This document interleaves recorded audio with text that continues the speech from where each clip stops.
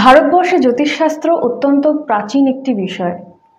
জ্যোতিষশাস্ত্রের নানান দিক নিয়ে আপনাদের আমার সবারই নানান ধরনের প্রশ্ন থেকে থাকে। আজকে আমরা যে বিষয়টি নিয়ে আলোচনা করব সেই বিষয়টি নিয়ে সবার মনে অসংখ্য প্রশ্ন কিন্তু অবশ্যই থেকে থাকবে, সেটা আমি খুব ভালো মতনই জানি। এবং সেই বিষয়টি হলো আমাদের জন্মছকে মঙ্গল কোন অবস্থানে কী ধরনের প্রভাব ফেলে সেটা। আজ আমাদের সাথে রয়েছেন প্রায় ৩৫ বছরেরও বেশি অভিজ্ঞতা সম্পন্ন জ্যোতিষী শ্রী ভৃগু অদ্বিতীয়। আজ আমরা ওনার কাছ থেকে জেনে নেব জন্মছকে মঙ্গলের ঠিক কোন অবস্থানে কী ধরনের প্রভাব পড়ে। নমস্কার দাদা। নমস্কার। আমি বা আমার মতন অনেকেরই প্রথম প্রশ্ন, জন্মছকে মঙ্গলের ভূমিকা কি? হ্যাঁ, তুমি এটা ঠিকই বলেছ। আমার চেম্বারে অনেকে এসে মঙ্গল গ্রহকে নিয়ে জানতে চায়।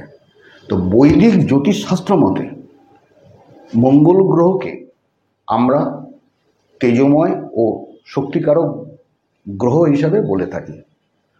মঙ্গলের এনার্জি আমাদের দেয় সাহস, ধৈর্য, পরাক্রম এবং মনোবল। মঙ্গলের এনার্জি আমাদের জীবনে মানসিক শক্তি ও শারীরিক শক্তিকে প্রতিনিধিত্ব করে। জন্মছকে মঙ্গল স্ট্রং থাকা কি ভালো? আর যদি মঙ্গল স্ট্রং থেকে থাকে তাহলে তার প্রভাব কিরকম পড়ে? তুমি এটাও একটা ভালো প্রশ্ন করছো আমাকে। যার জন্মছকে মঙ্গল স্ট্রং পজিশনে থাকে সেই ব্যক্তি ডমিনেটিং পারসন এবং সাহসী হয়ে থাকেন। যার মধ্যে মঙ্গলের প্রভাব সবচেয়ে বেশি থাকে সেই ব্যক্তি লিডারশিপের কোয়ালিটি তার মধ্যে ইনবিল্ড হয়ে থাকে। সে কিন্তু সহজে কোনো চাপের কাছে মাথা নত করে না। আমরা পাত্রপাত্রীর বিজ্ঞাপন বা সোশ্যাল মিডিয়া খুললেই একটি শব্দ খুব শুনতে পাই, মাঙ্গলিক। এই মাঙ্গলিক শব্দের অর্থ কি? যার জন্মছকে লগ্ন, চতুর্থ, সপ্তম, অষ্টম, দ্বাদশভাবে মঙ্গল থাকে তাকে মাঙ্গলিক বলা হয়। তাহলে এই মাঙ্গলিকের গুরুত্ব কি? বিজ্ঞাপনে এই মাঙ্গলিক কথাটা কেন উল্লেখ করা হয়? মাঙ্গলিক নাম শুনলেই অনেকে ভেবে থাকেন কিছু না কিছু নেগেটিভ হবেই। মাঙ্গলিক শব্দের অর্থ হলো মঙ্গলময় ক্রিয়াকর্ম। অনেকেই মাঙ্গলিক দোষ ব্যাখ্যা দিয়ে মঙ্গল গ্রহকে বদনাম করে দিয়েছে। এরপরে আরেকটা প্রশ্ন আমি আপনাকে করতে চাইব, এই মাঙ্গলিক জাতক জাতিকাদের প্রকৃতি কেমন হবে? হ্যাঁ, এই বিষয়টা নিয়ে অনেকেরই প্রশ্ন থাকে। সাধারণত মাঙ্গলিক যে সমস্ত জাতক জাতিকাদের রয়েছে তারা বিশ্বাস হয়ে থাকে। তাদের মধ্যে ছোটোখাটো বিষয় নিয়ে অ্যাম্বিশন থাকে না, বড় ধরনের বিষয় নিয়ে তারা চিন্তাভাবনা করেন। মাঙ্গলিক ব্যক্তি সবসময় ফিটনেস কনসাস হয়ে থাকে। এতক্ষণ শুনে যা বুঝলাম, আমাদের জন্মছকে মঙ্গল সত্যিই খুব গুরুত্বপূর্ণ। আপনি যা বললেন, লগ্নে চতুর্থ, সপ্তম, অষ্টম এবং দ্বাদশ ভাবে মঙ্গল থাকলে মাঙ্গলিক হয়। আমার প্রশ্ন, এই সমস্ত ভাবে কি একই প্রভাব পড়বে?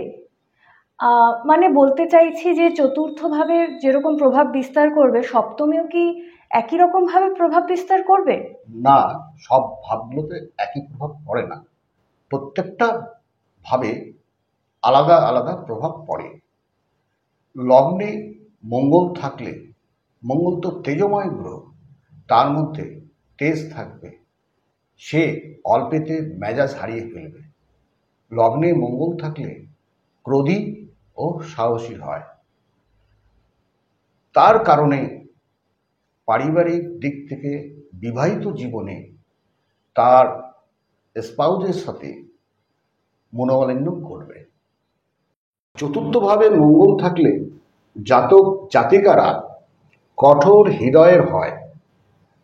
চতুর্থভাবে মঙ্গল থাকলে জাতক জাতিকারা সবচেয়ে বেশি অভিমানী হয়ে থাকে।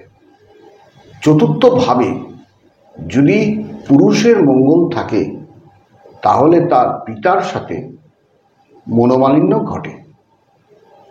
কোনো মহিলার ক্ষেত্রে চতুর্থভাবে যদি মঙ্গল অবস্থান করেন তাহলে সেক্ষেত্রে তার মায়ের সাথে এবং তার শাশুড়ির সাথেও মতের পার্থক্য ঘটে।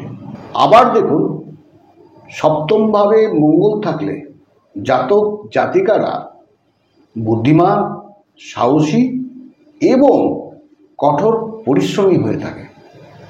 সে কঠোর প্রকৃতির হয়। স্পষ্ট কথা বলার জন্যে বৈবাহিক জীবনে স্বামী স্ত্রীর মধ্যে দ্বন্দ্ব তৈরি হয়। এবার আসি অষ্টমে। অষ্টমে মঙ্গল থাকলে কী হয়? অষ্টমভাবে মঙ্গল থাকলে বিশেষ করে জাতক জাতিকাদের শারীরিক ও মানসিক দিক থেকে কিছু না কিছু সমস্যা থাকেই। সংক্ষেপে বলতে গেলে অষ্টম ভাব অকাল মৃত্যু এবং বৈধব্য যোগ বলা হয়। এবার আসি দ্বাদশ ভাবে। দ্বাদশ ভাবে মঙ্গল থাকলে জাতক জাতিকারা প্রচণ্ড জেদি ও সাহসী হয়ে থাকে। দ্বাদশভাবে মঙ্গল থাকলে জাতক জাতিকারা অমিত ব্যয়ী প্রকৃতির হবে। দ্বাদশভাবে মঙ্গল থাকলে জাতক জাতিকারা জেদি ও কলহপ্রিয় হয়ে থাকে। দাদা, আপনার কথা শুনে যা বুঝলাম যে মাঙ্গলিক জাতক জাতিকারা কি ধরনের ব্যক্তিত্বের অধিকারী হয়। এই থেকে একটা ছোট্ট প্রশ্ন আমার মনে উকি দিচ্ছে যে মাঙ্গলিক জাতক জাতিকারা কি ধরনের লাইফ পার্টনার পছন্দ করেন। মাঙ্গলিক জাতক জাতিকারা যারা হন তারা সবসময় চান যে আমার লাইফ পার্টনার যে হবে সে সাধারণত কর্মঠ এবং সাহসী হবে। বিপদে আপদে সবসময় তার সাথে মোকাবেলা করবে। তাহলে দাদা, আরেকটি প্রশ্ন, সেটা হচ্ছে যে এই ধরনের মাঙ্গলিক জাতক জাতিকারা যদি এই ধরনের পার্টনার না পায় তাহলে কি তাদের জীবনে কোনো ধরনের কোনো সমস্যার সৃষ্টি হতে পারে? অবশ্যই হতে পারে। আপনাদেরও এই বিষয়ে জানা উচিত। যদি এই ধরনের লাইফ পার্টনার তার জীবনে না আসে তাহলে কিন্তু তার বৈবাহিক জীবনে কিছু না কিছু সমস্যা দেখা দেয়। আচ্ছা, আপনি যেহেতু বৈবাহিক জীবনের কথা বললেন, তাহলে কি বিবাহ পূর্বে পাত্রপাত্রীর ম্যাচমেকিং বা জোটক বিচার করা উচিত? আর শুধুমাত্র জোটক বিচারের উপরে কি জোর দেওয়া উচিত, নাকি তার সঙ্গে মাঙ্গলিক বিচারেও জোর দেওয়াটা সমানভাবে গুরুত্বপূর্ণ? পাত্রপাত্রীর জোটক বিচার করেও 36 গুণের মধ্যে 33 গুণ হয়েও বিবাহের পর অনেকের ডিভোর্স হয়ে গেছে এমনও দেখা যায়। তবে সবচেয়ে বেশি গুরুত্ব দিতে হবে মাঙ্গলিক আছে কিনা। পাত্রপাত্রীর বিবাহের আগে দুজনেরই জন্মছক বিচার করে দেখতে হবে তাদের শরীর স্বাস্থ্য কেমন থাকবে। বিবাহের পর তাদের দরিদ্র যোগ আছে কিনা। বিবাহের পর অকাল মৃত্যু যোগ আছে কিনা। বিবাহের পর দুজনের মধ্যে কারোর অ্যাফেয়ারের যোগ আছে কিনা। এই সব প্রাথমিক বিষয়ে যদি ঠিক থাকে তাহলে তাদের বিবাহিত জীবন সুখের হবে। মঙ্গল যদি নিজ রাশিতে থাকে, মঙ্গল যদি উচ্চ রাশিতে থাকে, মঙ্গল যদি শনির ঘরে থাকে,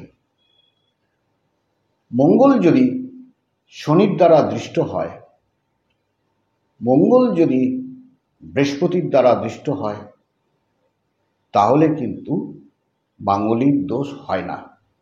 এতক্ষণ ধরে আপনার অনেক কথা শুনলাম এবং শুনে বুঝতে পারলাম যে বিবাহ পূর্বে জটক বিচার বা মাঙ্গলিক বিচার করা অত্যন্ত গুরুত্বপূর্ণ। কিন্তু দাদা, এমনও তো হয় যে বিবাহ পূর্বে জটক বিচার বা মাঙ্গলিক বিচার করা হয়নি এবং পরবর্তীতে সংসারে অশান্তি শুরু হয়েছে। এক্ষেত্রে কি করণীয় হতে পারে বা কি উপায় হতে পারে? এটা তার প্রতিকার অবশ্যই আছে। তার নেটাল চার্টে মাঙ্গলিক বাদ দিয়ে অন্যান্য নৈসর্গিক যে শুভগ্রহ আমরা বলে থাকি, চন্দ্র, বুধ, শুক্র, এর পজিশনগুলো যদি শুভ ভাবে অবস্থিত থাকে, স্বরাশিতে থাকে বা উচ্চস্থ থাকে শুক্র, শুক্র এমনই একটা গ্রহ যে মানুষের ভিতরটা তার কোমল প্রকৃতির হয়, আর মাঙ্গলিক যদি থাকে বাইরে থেকে সে কঠোর প্রকৃতির হয়। অর্থাৎ বিবাহিত জীবনেও সে কিন্তু মানিয়ে নিয়ে চলতে পারবে। স্বামী স্ত্রীর মধ্যে একজন জেদি, অপরজন কমল প্রকৃতির তো হতেই পারে। তা সেইখানে অন্যান্য গ্রহ যদি শুভভাবে থাকে তাহলে মাঙ্গলিক দোষের তেমন একটা প্রভাব কিন্তু পড়ে না। আর যদি এমন পর্যায়ে পড়ে যায়, দুজনের মধ্যে কেউ যদি একজন ডিভোর্স দিতে চায়, তাহলে সেক্ষেত্রেও তার প্রতিকার অবশ্যই আছে। পূজাপাঠ, গ্রহ শান্তি, গ্রহদোষ কাটান করে তার রেমেডি কিন্তু আছে। এটা যদি আপনি করাতে পারেন, আপনি নিশ্চিতভাবে আপনার দাম্পত্য জীবনে সুখ শান্তি ফিরে পাবেন। জন্মছকে মঙ্গলের অবস্থান নিয়ে আমার এবং আমাদের দর্শকের মনে যে প্রশ্ন ছিল তা আপনি খুব সহজেই বুঝিয়ে দিলেন। এর জন্য আপনাকে অসংখ্য ধন্যবাদ। জ্যোতিষশাস্ত্র একটি বৃহৎ বিষয়। আমি জানি আপনাদের মনে নানান প্রশ্ন আছে এই বিষয় সম্পর্কে। আপনারা আপনাদের প্রশ্ন কমেন্ট বক্সে জানাতে পারেন, আর আমরা সেই সমস্ত প্রশ্ন নিয়ে আবারও আলোচনায় বসবো। ততক্ষণ ভালো থাকবেন, সুস্থ থাকবেন। দাদা, জ্যোতিষ নিয়ে আমাদের আরও প্রশ্ন থাকবে। আশা করব ভবিষ্যতেও আপনি আমাদের ঠিক এইভাবেই জ্যোতিষের সমস্ত কিছু বুঝিয়ে দেবেন। আপনাকে অনেক ধন্যবাদ।